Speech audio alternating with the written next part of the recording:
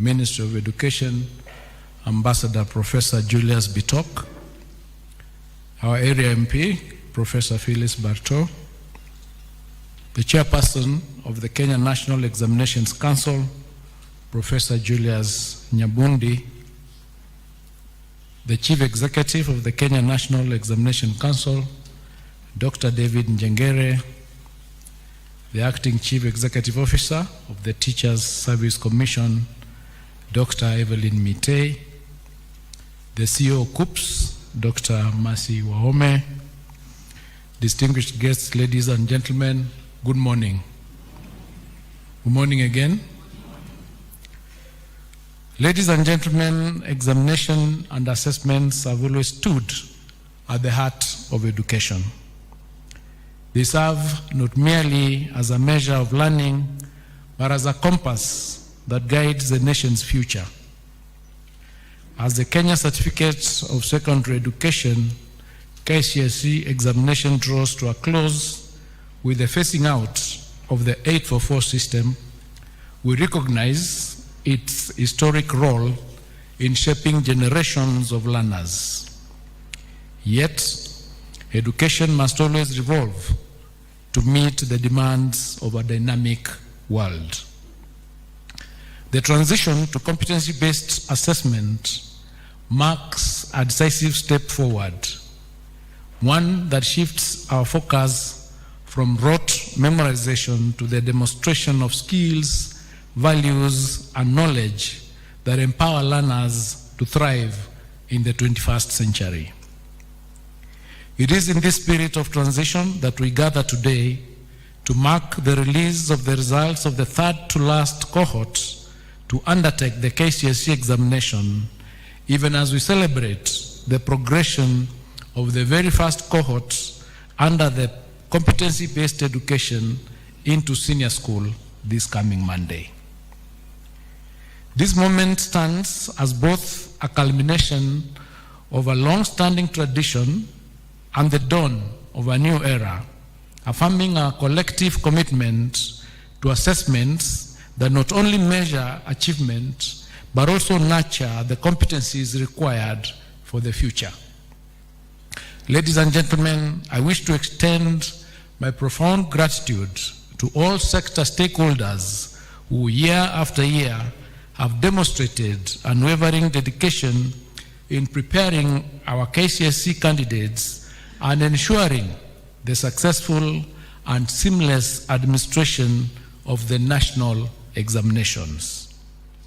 Their commitment has safeguarded the credibility of our examination system and upheld the high standards that define our education system. Let me take this opportunity to acknowledge the concerted efforts of colleagues across the Ministries of Education, the Ministry of Interior and National Administration, and Information, Communication and the Digital Economy, as well as the Teacher Service Commission during the administration of the 2025 KCSE examination series. In the same vein, may I commend all the center managers, supervisors, and invigilators for their integrity and diligence that have made this examination cycle a success. Today, as we release results for 993,226 candidates, I wish to register my sincere appreciation to His Excellency the President, Dr. William Samoei Ruto, for his trust and steadfast support in enabling our team to implement critical reforms in the education sector.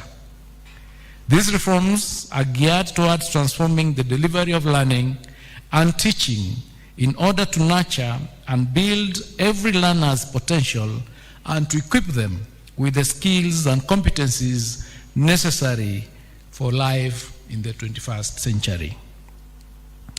Ladies and gentlemen, as we gather here today, the government has employed a record 100,000 teachers since 2023, with 24,000 of these teachers recruited this year.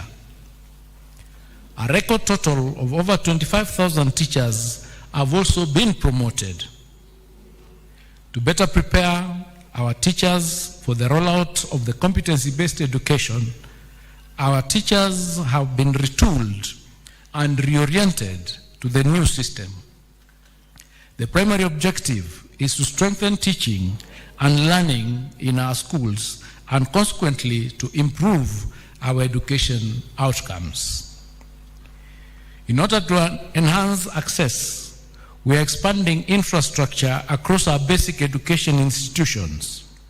In the financial year 2024-2025, we built a record 23,000 classrooms across the country to support the transition of the first grade 9 cohort. This year, we will construct a total of 1,600 laboratories in various senior schools in order to support practical learning. To anchor these reforms on a solid legal and policy foundation, we will soon be presenting a sessional paper and 11 bills to Parliament for consideration and enactment.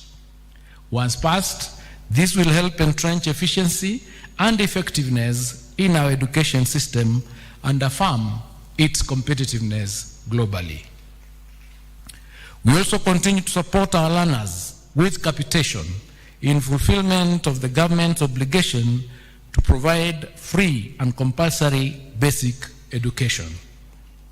For this school year, for instance, we released the sum of 44.2 billion shillings as capitation for learners in all public basic education institutions ahead of school opening. This is the first time that capitation has been disbursed before schools open. Heads of institutions are expected to ensure prudent use of these public resources for the benefit of learners and to desist from imposing any extra levies or fees upon parents. The candidates whose results we release today are now expected to transit to tertiary institutions, either in universities or TVET institutions. At the tertiary level, we are implementing the student-centered funding model by which the government supports students and trainees by way of scholarships and loans depending on the level of need of each learner. To enhance access and affordability, fees for academic programs in our public universities have also been rationalized by between 15% and 40%, so that the fees for university education programs range from 5,800 to 75,000 per semester, depending on the program of study. I call upon all eligible candidates, therefore, to apply for placement to programs of their choice once the process starts. I now wish to provide an overview of the performance of the 2025 KCSE examinations cohort.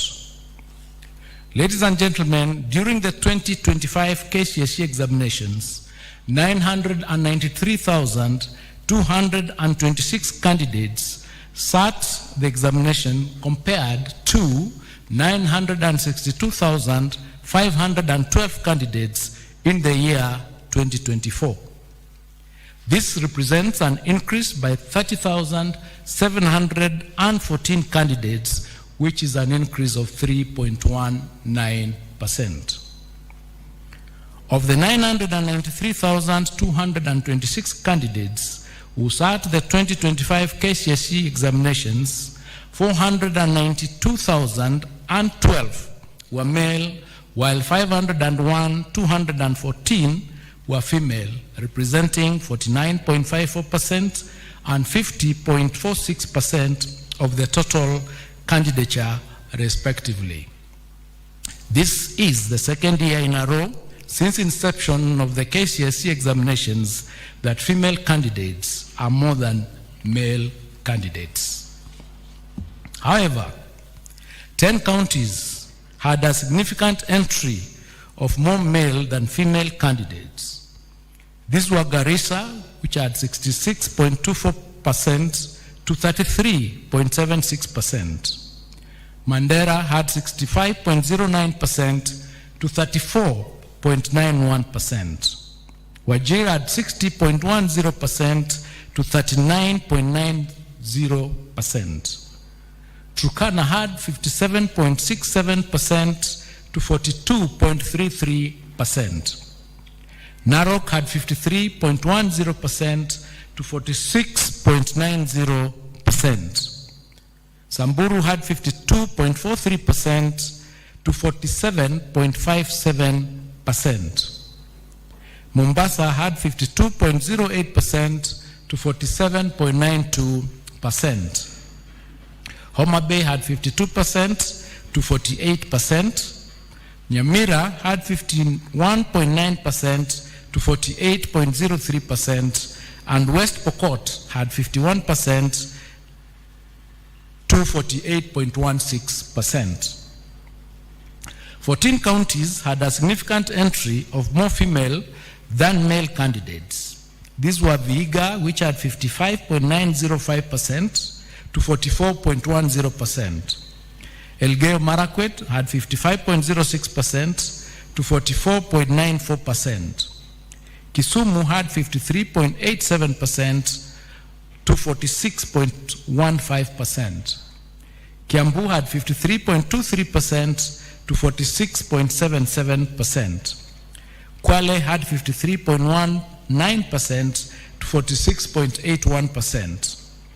Nairobi had 52.90% to 47.10%. Kakamega had 52.47% to 47.53%.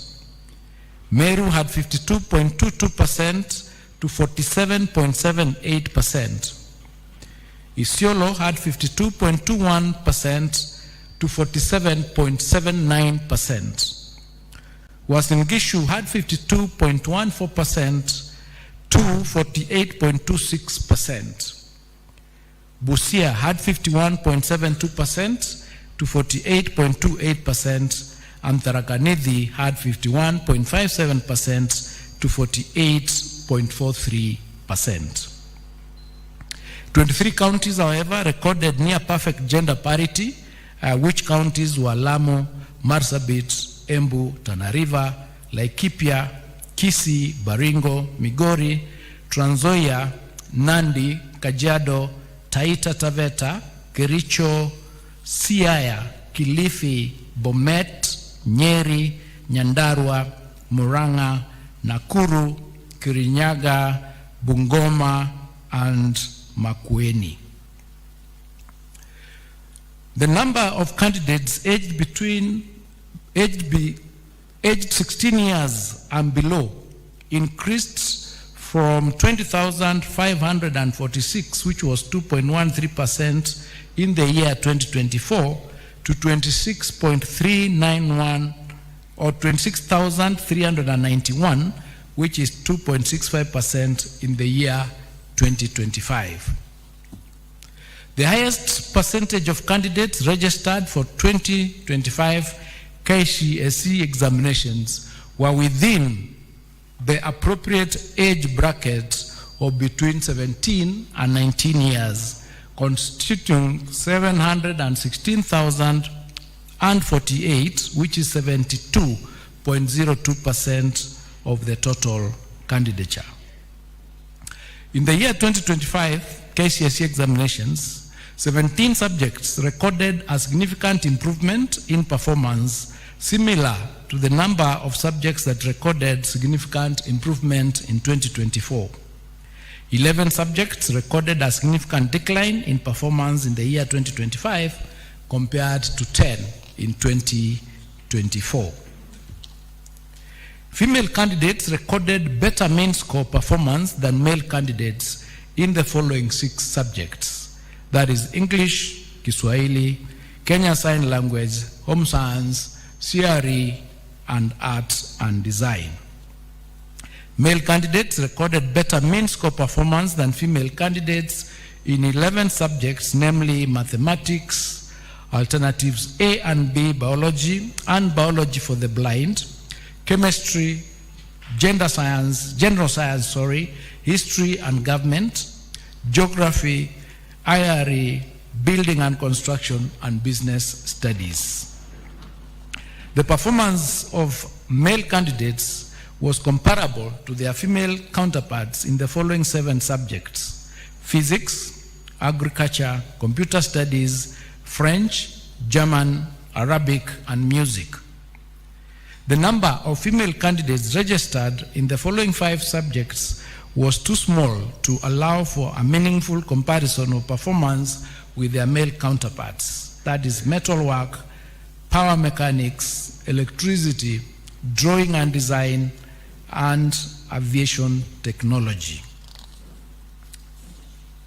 As has been the case since 2023, KCSE examination, the 2025 KCSE examination results have been graded using the reviewed grading system in which the overall grade at KCSE examination considers mathematics, the best performing language among English, Swahili, and Kenyan Sign Language, and the best performed 5 subjects.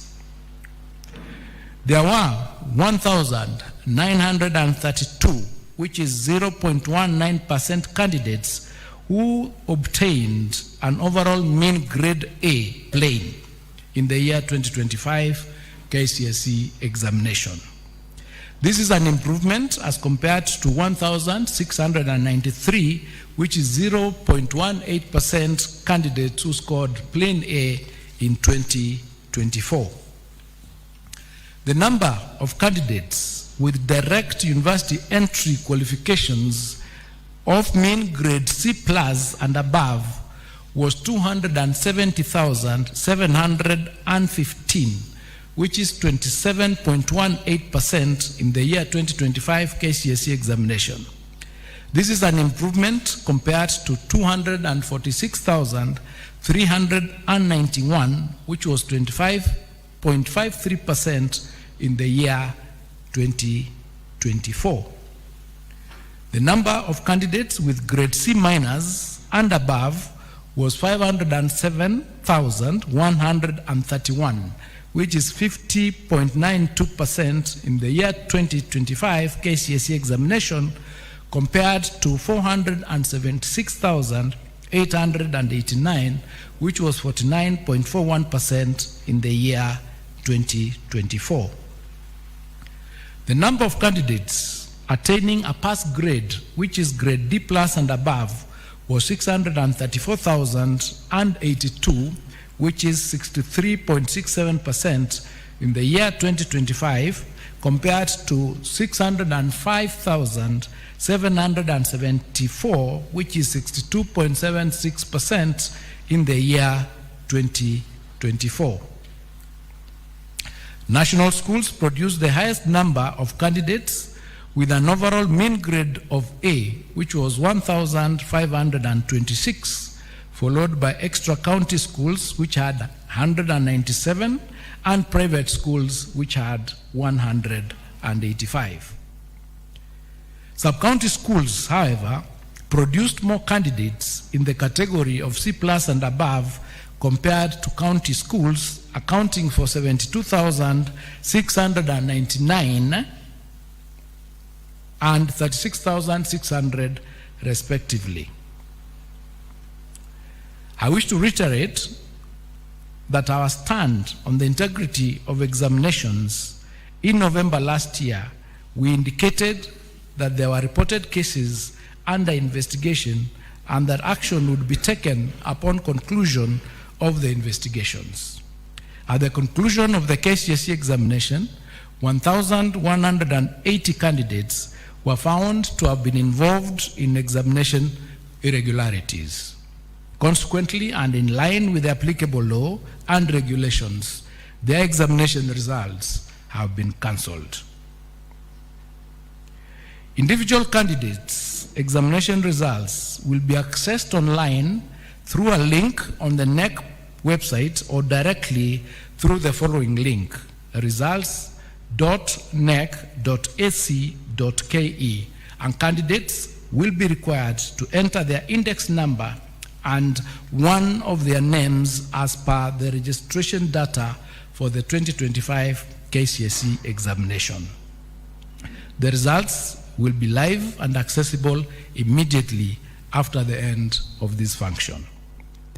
It is now my humble duty and privilege to declare the 2025 KCSE examination results officially released.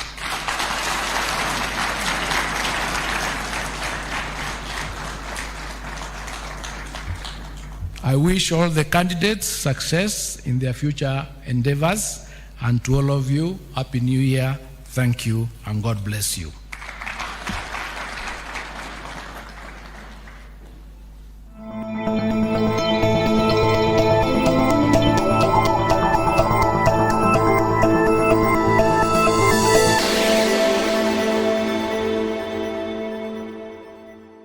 Urerorera Mukaru TV.